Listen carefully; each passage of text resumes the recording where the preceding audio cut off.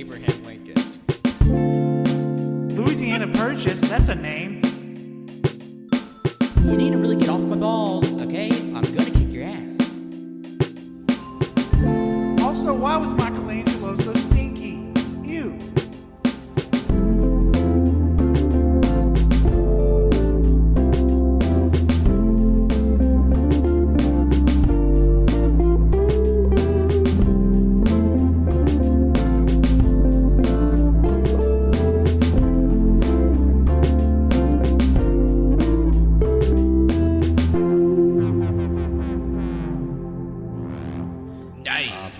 Hello, everyone. Welcome to a very special edition of AllYouCanHear podcast.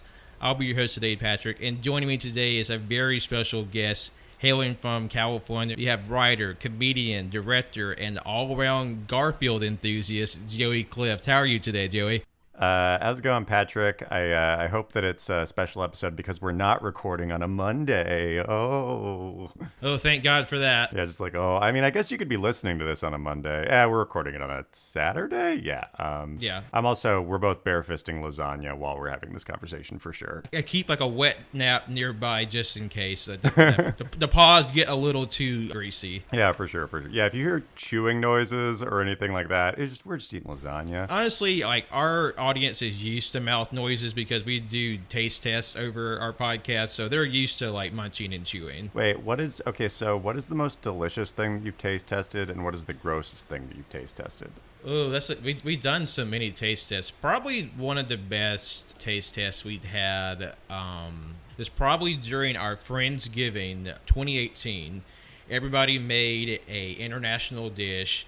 And one of my co-hosts is Filipino, and he brought his family's like lumpia and like their like traditional family meal, and it was amazing. It's probably one of my best things that we ever had on the show.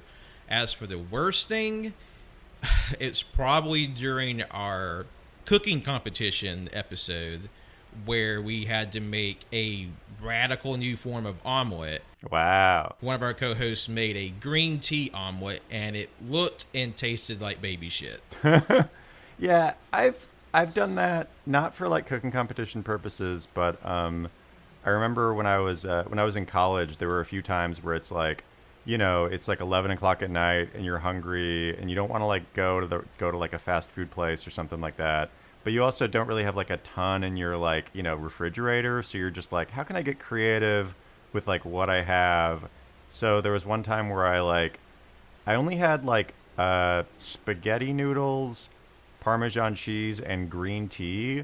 So I was like, I guess I'll boil the spaghetti in green tea and then just cover it in Parmesan. I remember it was fine, but like I've also never tried that again. Yeah, usually our experiments are usually one-offs. Sometimes someone had like a big brain culinary moment. It reached out to something good, but I think that's just one for the history books. It stays in the past. Nice.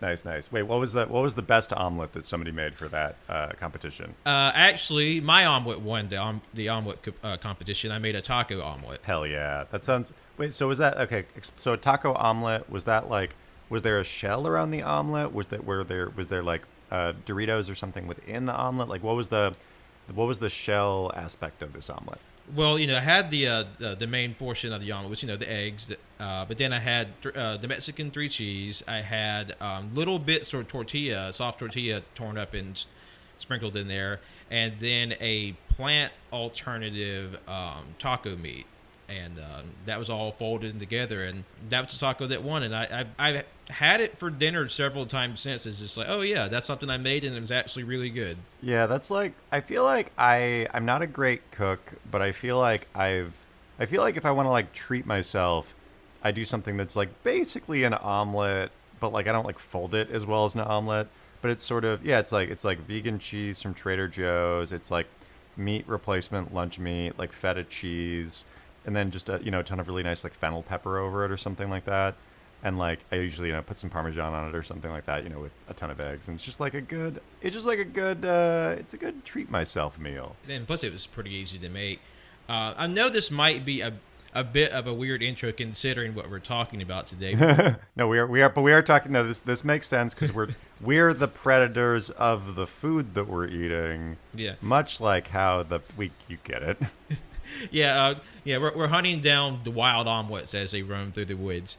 It's very apropos because all you can hear is, for all the new listeners out there, All You Can Hear is a banter podcast. We talk about everything from movies to anime to food. We have cooking competitions, like we said, we play games. So it's a weekly variety show.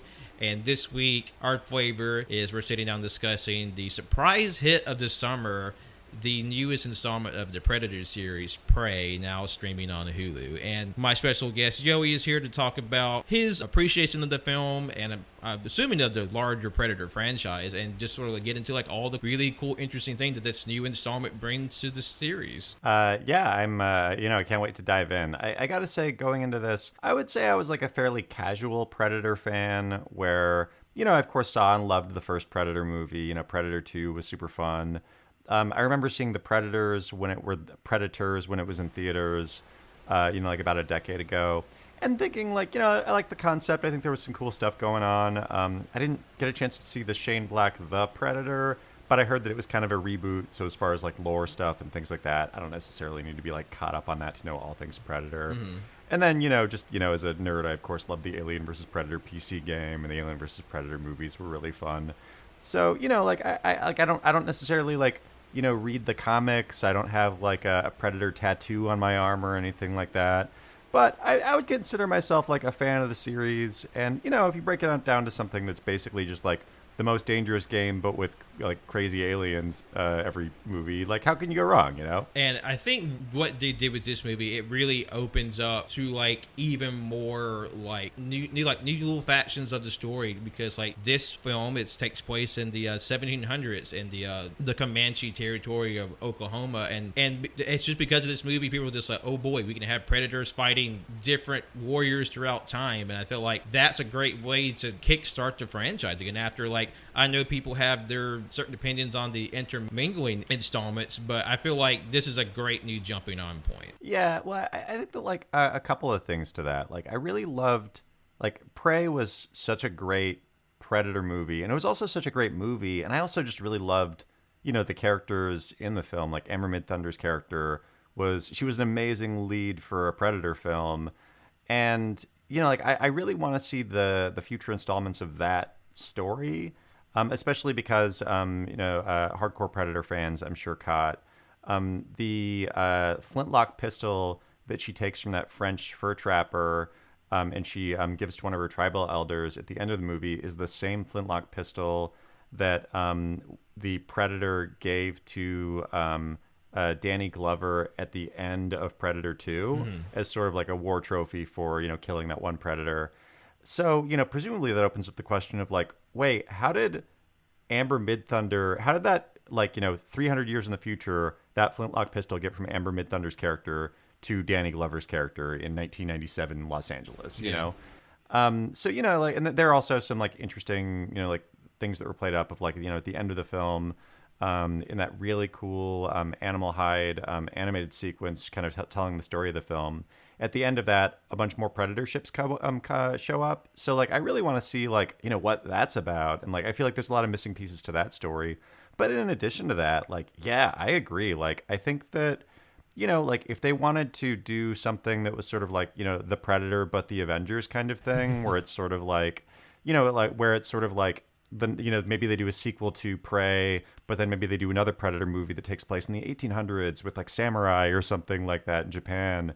And then they could do that with a couple of different like time periods and groups. And then what they've established with Predators is sometimes they'll kidnap people and take them to like essentially a game planet to hunt them. So what if they did that for like 5 different people, and the Predators all took all of these people, and then you kind of get like a superhero team up that's like the Amber Midthunder character teaming up with like an 1800 samurai, teaming up with an, et cetera, et cetera, et cetera. And they've got to fight a bunch of predators. And like, that would be cool, I mean, I definitely am fully on board with more installments of Prey, because to me, like, Amber Midthunder, she's already a superhero. Like, she really nailed this role, and just like her physicality, just like her wherewithal, be able to just her observation of all the different little like behaviors that the feral predator had throughout the film, and just like putting that all together bit by bit until like their final confrontation. I thought that was great.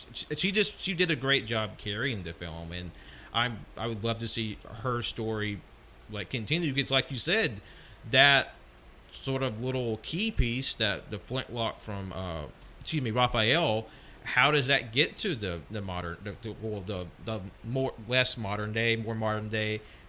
Because you're like, well, oh no, do the predators come back for revenge, or do they have like this sort of moment of mutual respect? Here's a real trophy for you. Not just a big hanging thread. I want to know more what happens. Like, give us our friend's head back, please. Yeah, I really appreciated, like, like I mentioned earlier, like, this was a great Predator movie. Like, this was a great Predator movie. Like, I feel like the reviews are, saying that this is the best Predator movie since the original, and also maybe just the best Predator movie, which, like, I agree with that. It's like, I think that talking to a lot of friends, people are even saying, like, it's sort of like Predator is 1A and this is 1B. They're kind of, like, tied neck and neck for best Predator film.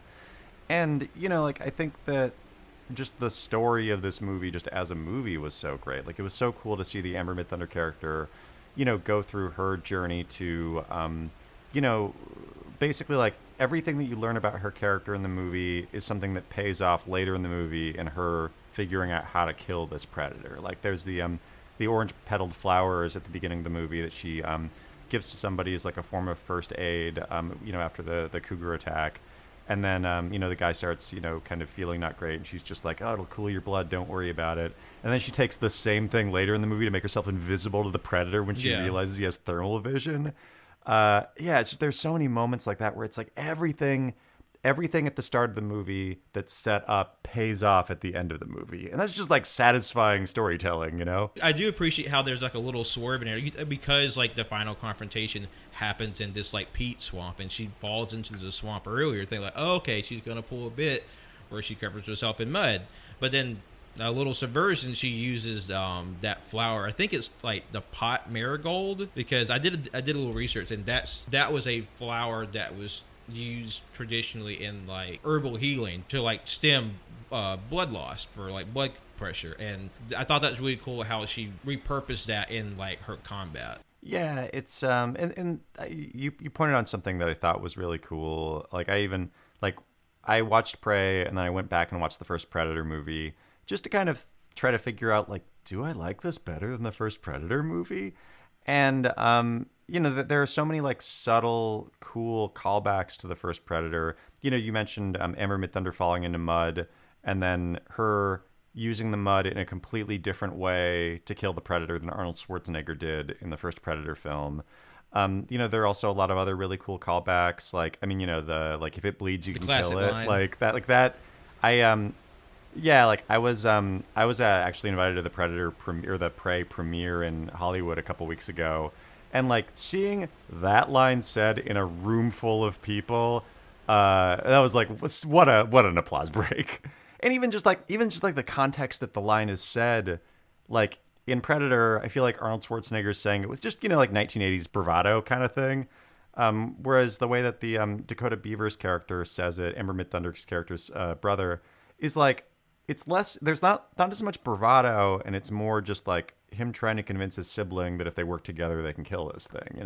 It's just like there's an emotional element to that line that I really appreciate. And it even goes down to like the first shot that you see of Arnold Schwarzenegger in the first Predator movie. He's like smoking that big cigar, and then the villains in this movie, in Prey, are all smoking cigars, and to the point that a cigar is seen as an evidence that these French trappers, killed all these buffalo and stuff like that. And then there's even just like other interesting stuff of like the first Predator movie is basically about Arnold Schwarzenegger running and taking an invading force into a people's homeland, whereas this is about like the people who are from a homeland defending it from French traders as well as the freaking Predator, And there's even, I think, the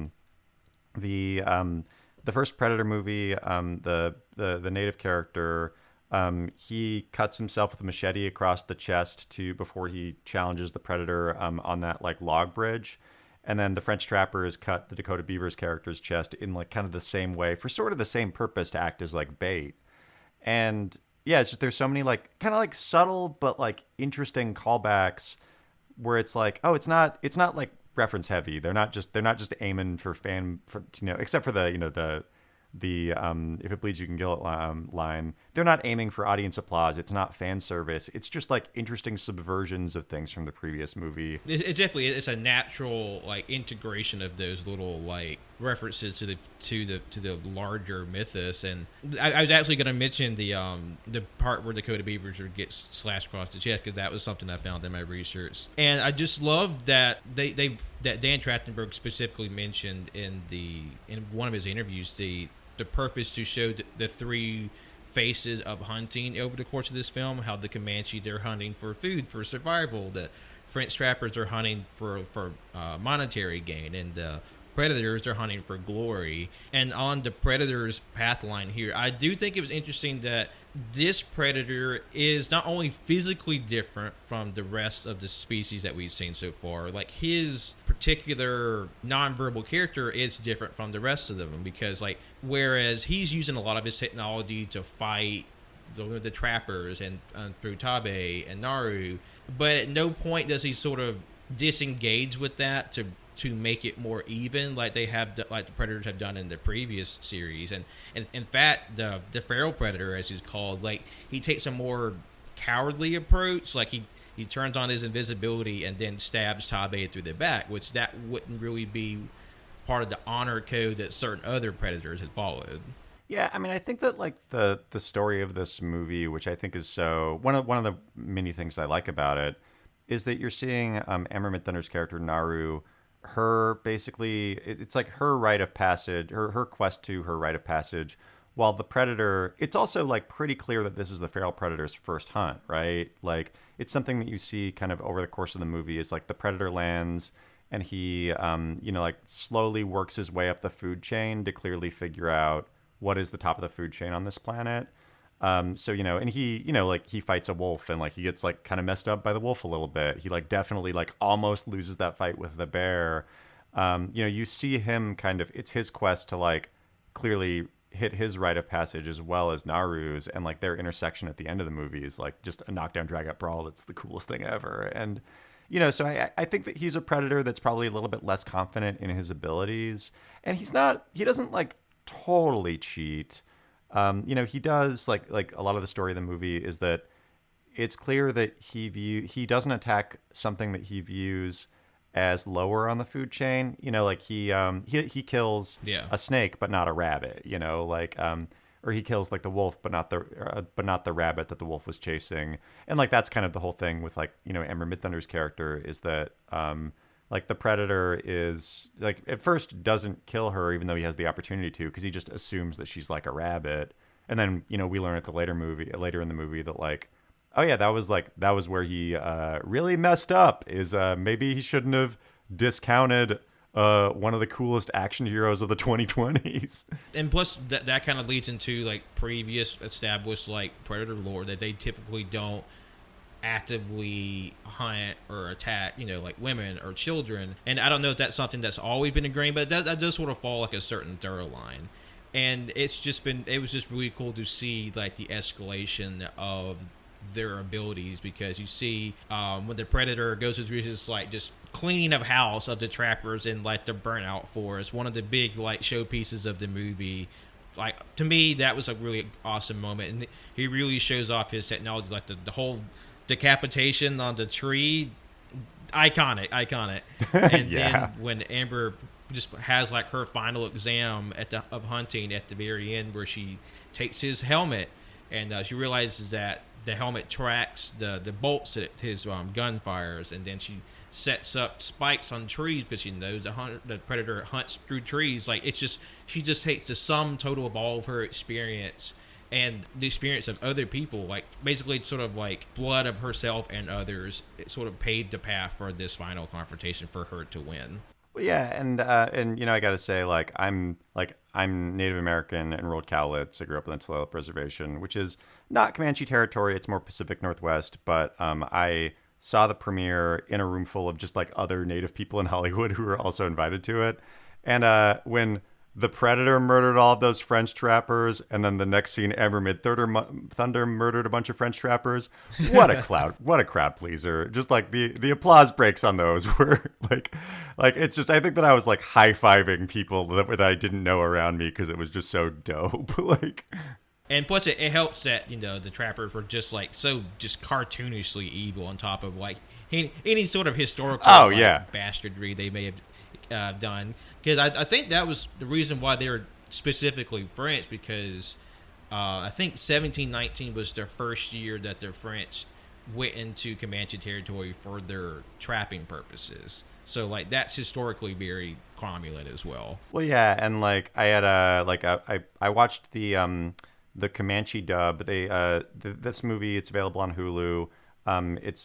They recorded it in English, but they also recorded a dub of the film entirely in the Comanche language, and all the native characters speaking Comanche. The French characters still speak French, but I watched that cut with a friend of mine who's fluent in French, and he was like translating the French trapper dialogue for me, like while they were talking, and like, oh yeah, it's all the most just like shit heel like stuff possible, where it's like there's nothing redeemable about these characters. Yeah. Also, I mean, something that I appreciate about this is like it's great as a movie, but it's also like the native representation of this movie is just nuts. This is for sure the first movie to ever be dubbed entirely in Comanche. This is the first movie in the history of Hollywood, the first major motion picture starring a native woman as the lead, with a largely native cast. They had a really great producer who's Comanche named Jane Myers, who made sure that all the representation in the film was really good. I know that they like worked directly with the Comanche Nation, showing Comanche people and elders and members of the tribe cuts to like just make sure that everything was like proper and accurate and cool and accurate to the time. And so it's I appreciate it. This is like a 10 out of 10 as a movie. But then when you add just like the amount of work that they put into just like making the native representation good, like great, like it's like, oh, this is just like 200% 20 out of 10 amazing. All aspects of this movie are great. I know this movie comes on the heels of just like this insurgence of just like really cool like indigenous programming. Like we have Reservation Dogs, Thriller, Rutherford Falls. I watched Dark Winds earlier this week, and it's all really good stuff, and a lot of it is horror tinged, like Prey is, like the Predator series has been. So there's just a lot of really great stuff that's coming out right now, and I think it's awesome that we get to have this at this moment right now. Yeah, it's just very like exciting to see. I moved to Los Angeles in 2010 to pursue being like comedy TV writer, and even from 2010 to like 2018 or so, it's just like night and day in the I would say the interest that Hollywood had in like telling native stories. And I feel like native representation in movies, hopefully it isn't news to the people listening to this podcast, wasn't great for a long time. We had, it's like, we were basically just like, faceless villains for John Wayne to murder for decades. And then for a long time, we had like native characters. They were like very broad stereotypes played largely by like non-native actors, which was weird for a whole lot of reasons. And what's so cool about, I would say, the sea change that we're seeing is now we're getting native stories in movies and TV shows where there are like native people in like large creative leads. Like Reservation Dogs was co-created by Sterling Harjo, who is like a dope native director, writer. Rutherford Falls was co-created by Ciartello Ornelas, who is an amazing Navajo Tene TV writer. Like I mentioned, Jane Myers was like a high-level producer brought in very early on in this film to, just like make sure that the rep was in good shape and make sure that like the right people were hired in different positions. And then that even like trickled down on Prey, where like, Jane Myers was a high-level producer, and then because she just like knows native people who are professionals, they had like native folks in pretty much every department on the film, and even like gave opportunities and opened up space for like up and coming, native folks to like, intern on the film and like kind of, be an apprentice in different departments to just like get their foot in the door in the entertainment industry. And, it is just, I feel like yeah, I feel like we've seen a sea change that, it's just cool to see. And it's like, it's something that I'm also aware that it's like, it's definitely on the backs of, 100 years of people working really hard for us to get to this moment where we can have Amber Midthunder is the next Arnold Schwarzenegger, Yeah, for real. It's like, because I was thinking after the movie ends, like, I just want a Naru action figure now. I want to go to Target and get a Naru action figure, get to Chase with, like, the glow blood paint on her. Like, I just think she did a stellar job, and sorry, go ahead. Yeah, I want a Naru action figure, but I also want, like, I can't wait for the second level of press where, like, native folks just, like, co-opt prey stuff to like sell more native stuff. So it's like I want to go to a powwow and be able to buy like an Indian taco or a meat pie filled with predator meat. Like it's like I can't wait for that. Put some green food coloring on that, and like I'll spend $10 extra for that Indian taco. Exactly, I love that. I did want to go back a beat. You said you were able to go to the premiere in Hollywood. Do you mind talking about what that experience was like in a bit more detail? It's a big Hollywood premiere, so it was in a really nice theater in West Hollywood. There was a red carpet, photos, press were there taking photos and all that stuff. And I think that what's really cool about this is that native Hollywood is fairly small. There's, I would say, like, a couple hundred native folks working in the entertainment industry. And because of that, whenever there are events like this, everybody kind of shows up for it, or everybody gets invited to it. So like it's not just like a celebration of this amazing film and all the people that worked on it, but it's also kind of a celebration of like, oh, all of us like worked together to make this happen. Like, even if I didn't work on Prey, I didn't have anything to do with it, as a professional. But like I have a ton of friends who were like mentioned in the credits. I have a lot of friends that worked on it in various stages. So like it really feels like we're all celebrating each other's victories by going to something like this. And like I said, it's just also like, amazing to see, Amber Midthunder murder the freaking predator as native people jump up and cheer in the stands.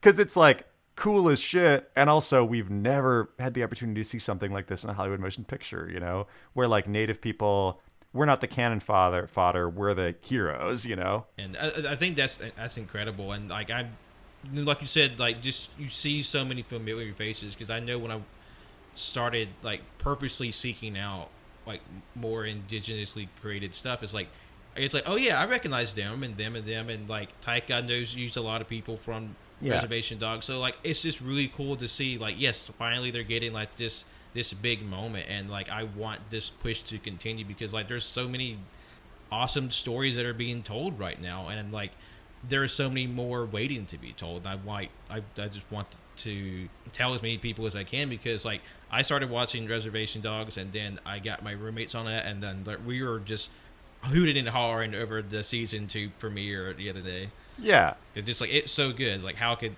not anyone like not find it enjoyable, or find like some just general like connection with the stories being told. What I think is so cool about this, I would say like sea change in native stories. Like I'm currently writing. I'm a writer, consulting producer on a show called Spirit Rangers that comes out on Netflix in a couple months. It's like the first ever kids show in the history of US TV, created by a native person with an all native writers room, and like native characters played by native actors and native folks working all over the production.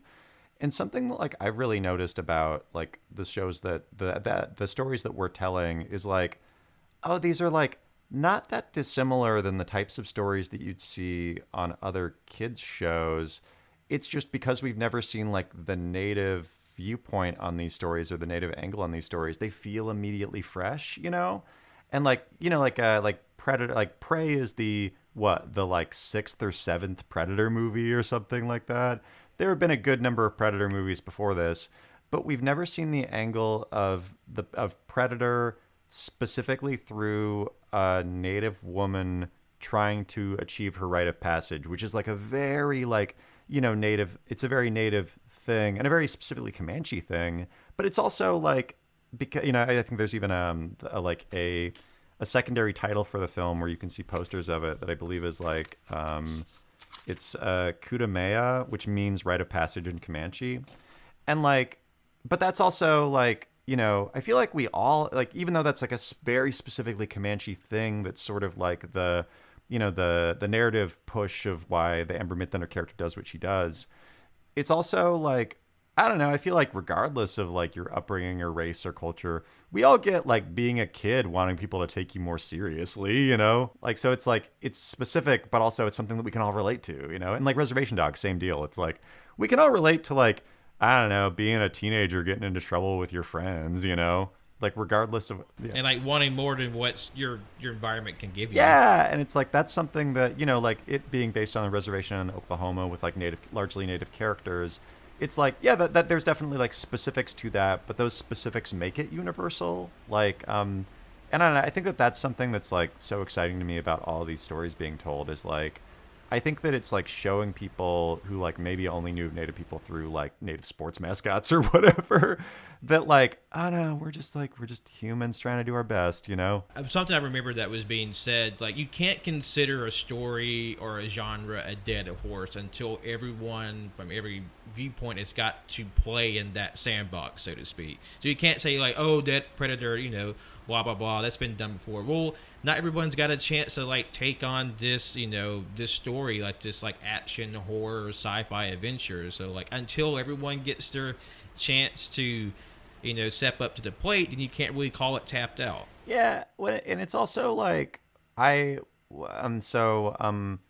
lot of, I think that the feeling that like I have, and a lot of my just like like the things I'm seeing on like Native Twitter and just talking to like just other Native friends in Hollywood about it is like, what's so cool about Predator is like, like I mentioned, up until recently, we didn't really have a lot of like positive Native representation in the media. And that has like real, like there are like studies that has like real psychological effects on if you only see yourself represented as like, like a red face wearing caricature sports mascot, like that definitely, that directly translates to like Native kids having low self-esteem, which directly translates to like low high school graduation rates and college enrollment rates among Native folks, which is some of the lowest of any group.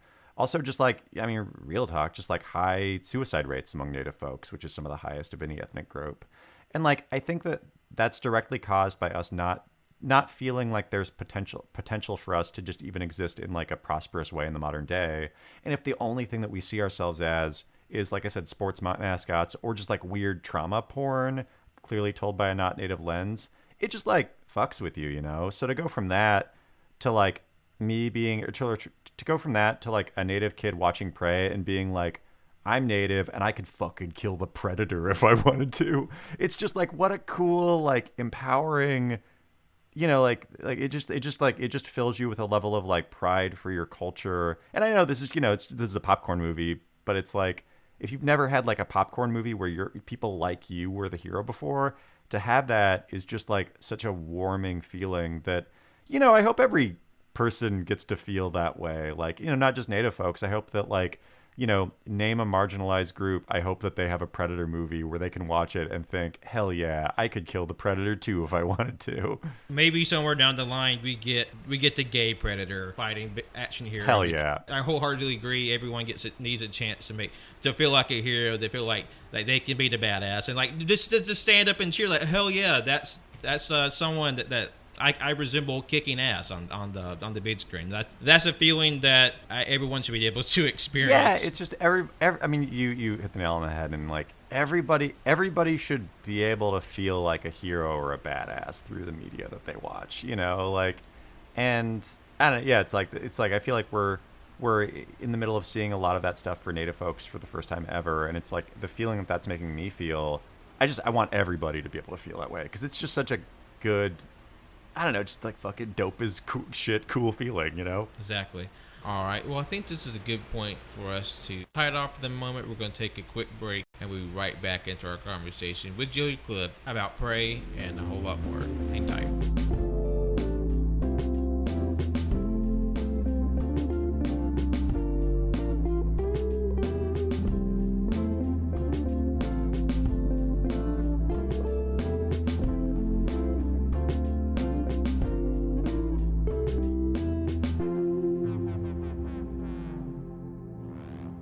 Hello, everyone. Welcome back. Part 2 of our Prey discussion with my special guest, Joey Clift. yeah, I'm excited to dive back in. Yeah, and just sort of picking back up, get back to the movie specifically, just like I was really blown away by just like how beautiful the movie was. Just the huge scenic, like sweeping shots they did. They really want to let you know that they were filming on location for a lot of this movie. And like how a lot of the movie was quiet. It was sort of like contemplative to let you just sort of take in everything around you. Yeah, I believe that this was specifically filmed on indigenous land. I believe Stoney Nakoda land in Canada, which is kind of near Alberta. Mm-hmm. And something that's really interesting about that is that Amber Midthunder actually is part. She's like one of the tribes that she claims association with is the Nakota tribe. So it was kind of like on her people's indigenous land in Canada that they shot it, which is really cool. The movie just looked beautiful. And this is Dan Trachtenberg's second film. His film before this was 10 Cloverfield Lane. That's right. Which was amazing. It was like probably my favorite Cloverfield film. And, you know, I got to say that movie was so claustrophobic in how it was shot that I didn't think he had this in him. Like, of one, these amazing just like shots that look so beautiful that they might as well be paintings. And then also just like the cool action scenes, because like 10 Cloverfield Lane was just such a slow, kind of quiet, claustrophobic movie where this was just like, you know, the wide open yonder. And it just like looked, there were so many moments of this film that like, it bums me out that it's not in theaters because it just looks incredible on a theater screen. Because I definitely would love to see this in like the full theatrical capacity, because I know it might be a little taboo to certain filmmakers out there, but I'm sorry, David Lynch. I did watch this on my iPad. I know I besmirched cinema, but even up close, it looks great, and I think it would look just that much more impactful on like the bigger screen. Yeah, it's like then there's also things where it's just like the sound design in the movie was like, you know, I think that like looking at interviews, Dan Trachtenberg, he knew that this was going to go straight to Hulu like fairly early in the film's development, but it feels like he didn't use that as a reason to get lazy about anything.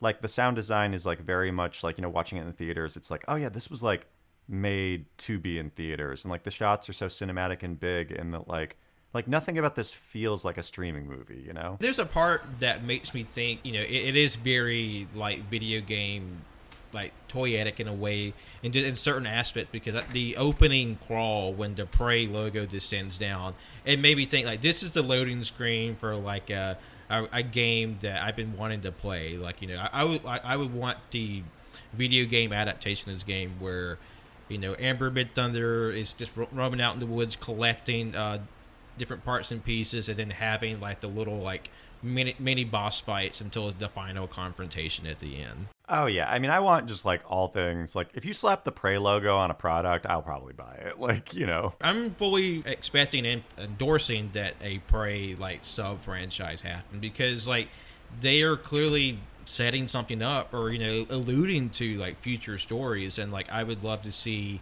this story continue. Like, yeah, I guess, and maybe another point, like if you could fantasy book Prey 2, what would you like it to have? So if I could fantasy book Prey 2, I think that there are two different directions that you can go with it.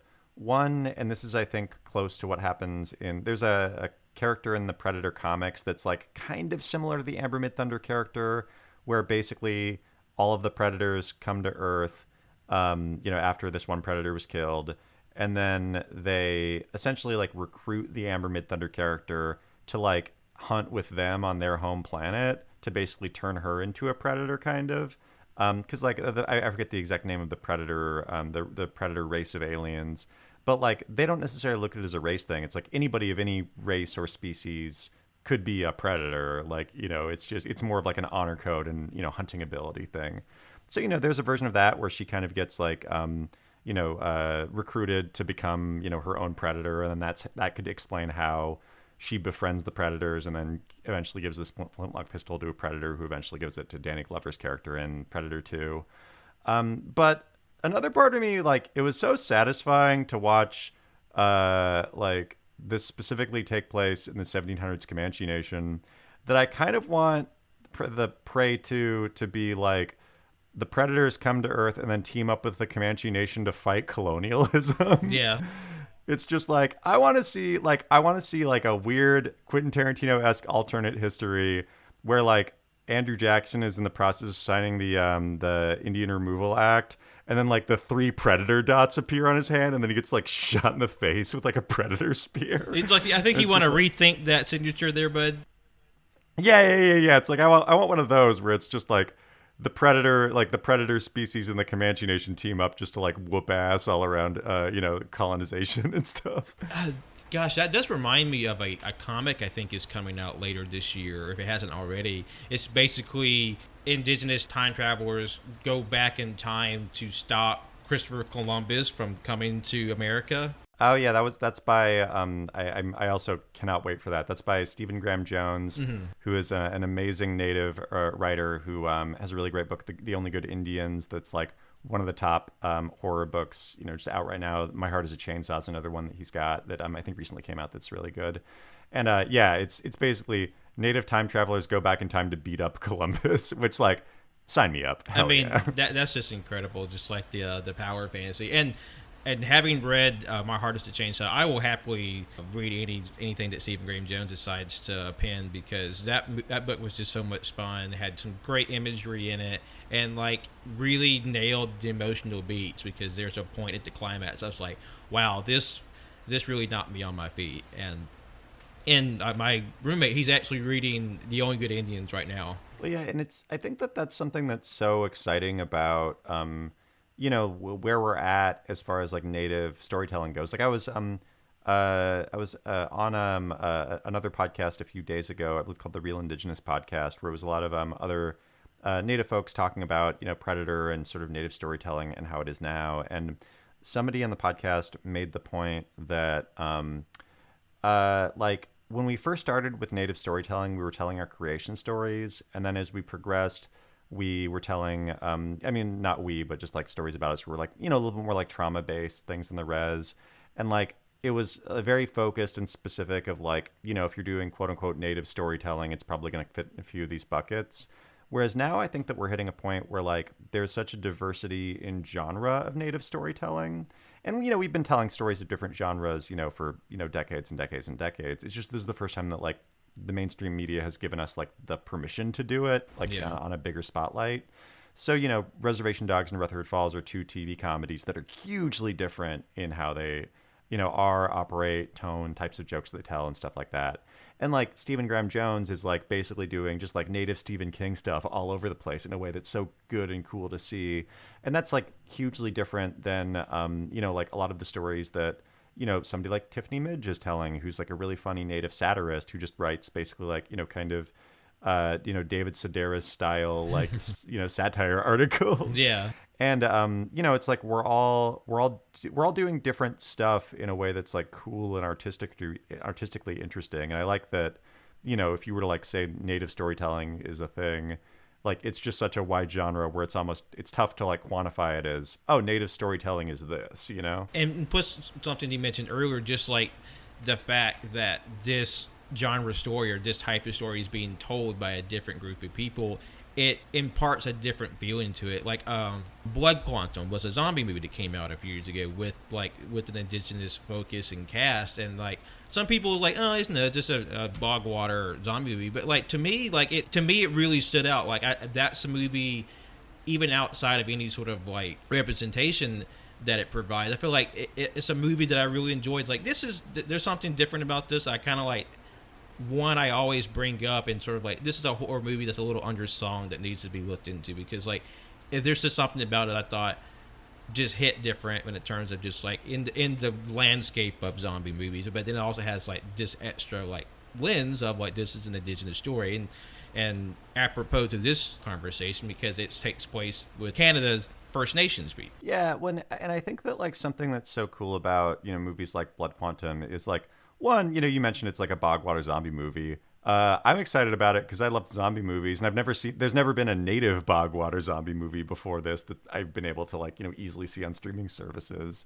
So, like in terms of representation, just that as a zombie movie fan, I can watch a native zombie movie is dope. I would definitely recommend that. If you have Shudder, seek that out. Also, Trickster is a short form horror series on there. Another really good indigenous story in the lens of horror, and like they're both worth seeking out. And something that's so cool about, I think, a lot of these, movies and TV shows and things that we're talking about is that, like, you can see kind of native Hollywood being and indigenous Hollywood being in communication with each other.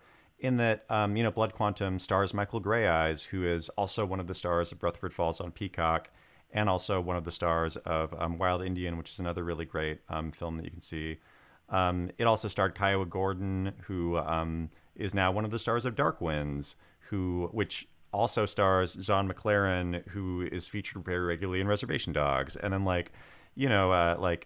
Devery Jacobs is one of the also in Blood Quantum, and she's also one of the stars of Reservation Dogs. And Gary Farmer is like somebody who's just like a legendary native actor who was in Powwow Highway, which is a really fun native road trip comedy that came out in the 80s.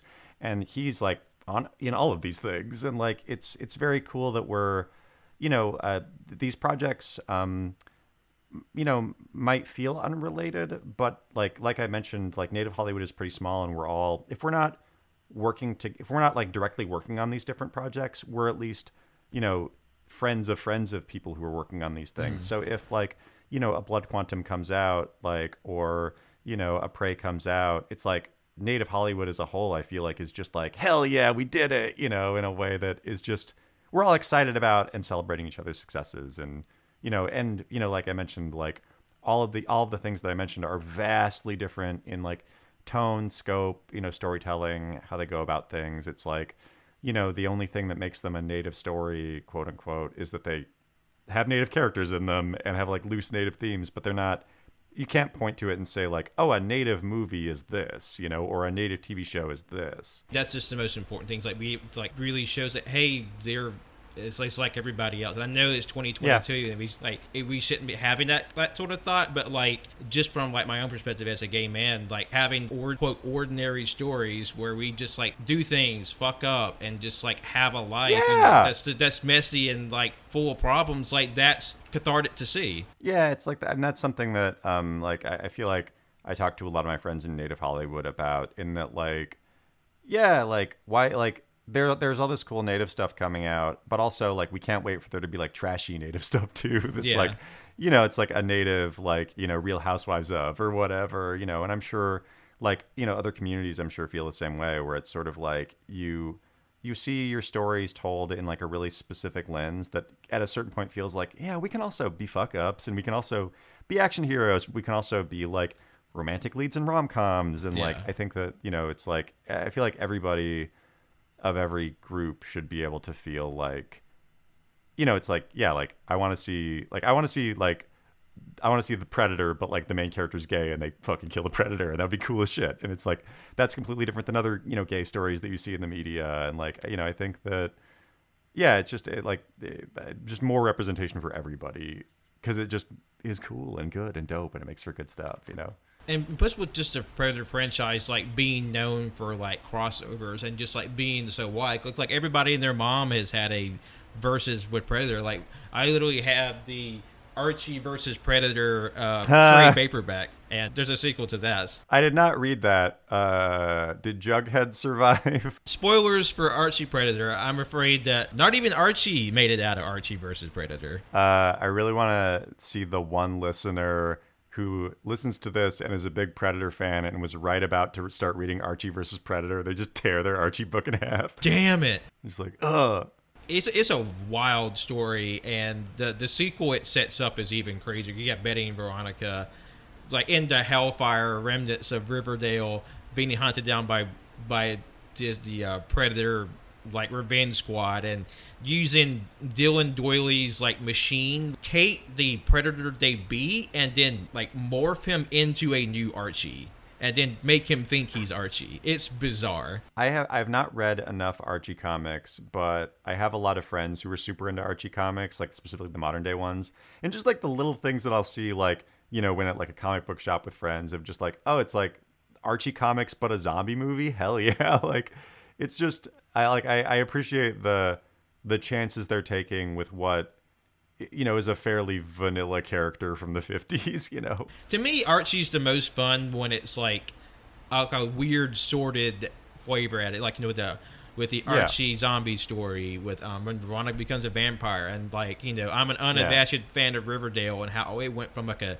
teen mystery show to literal superpowers at the end of the series, like just the batshit that entails. Like Yeah. I think like when you have something that's just that's so rife for introduction of like new elements, I can't wait to see for the eventual like Prey versus, even because like Marvel is doing the Predator comics right now, and I fully anticipate for them to like franchise this or have like Naru show up in like a big multiversal scramble, like Secret Wars starring Prey. Yeah. Well, yeah. Well, and I mean I'm also like so excited about like it's clear that everybody who worked on this and the studios and the streamers understand that Prey was a hit. It was like literally the number one. It's literally the number one thing to ever come out on Hulu. TV show, movie, like top numbers of everything on Hulu ever in the history of this platform. And I think that that's something that Hollywood is going to take notice of. And like, yeah, like I would love to see Naru in the next like in the next like team up fighting game that comes out through the Disney umbrella or whatever. Like I would love to see that character appear in like you said, like extended Predator Marvel comics and stuff like that. And yeah, like I hope that they make some Naru action figures just because I am a dork and want them. Like it's just it's cool to see like it's just like an exciting movie for about a million different reasons. Yeah, this was just like a really fun movie. If nothing else, like it's just a fun, solid movie, and I think anybody could get into. And just on top of what you're saying, it being so popular, like just about everybody I know that's seen it not only has liked it, but like really enjoyed it. Like one of their favorites for the year. Oh yeah, like I think that this would have been the weekend it came out, that for sure would have been the number one movie, like if it was in theaters. Like I feel like this would have beat Bullet Train, and Bullet Train, no shade on Bullet Train. It looks like a fun romp, but it's like this, like the day that this was released on Hulu, like Predator was the number 2 hashtag in the country, there are so many articles just glowing about how great this movie is. And I feel like most of the articles at some point are like, why was this not in theaters? I want to see this in theaters. So, I mean, like the hope is that like, like that somebody learns a lesson and, maybe we get like a limited theatrical one, maybe like, or maybe just Prey 2 comes out and they immediately greenlight it and put it in theaters so I can watch Prey 2 in theaters. I mean, I'm excited. I mean, plus they have the backing of like Predator originals like Jesse Ventura and Bill Dulce. Like, yeah. I mean, everything's there for, something bigger to come out. Like they have a fantastic launching pad with this movie and just the groundswell around it, like all the different factors piling in. So I feel like for them not to do like some continuation of this Predator movie specifically, or just in this new reinvigorated universe, I feel like it'd just be a misstep. Yeah, I think that that's something that like was I think that it says a lot to how good this movie is that Jesse Ventura, a man who famously is afraid of the internet and like lives off the grid, loved this movie so much that he got out of his bunker and went on Twitter to be like, Prey rules, welcome to the family, Ember Midthunder. Like, Exactly. It's just like a man who's afraid of the grid got on the grid to talk about how much he loved this movie and how much he loved Amber Midthunder's, acting in this movie.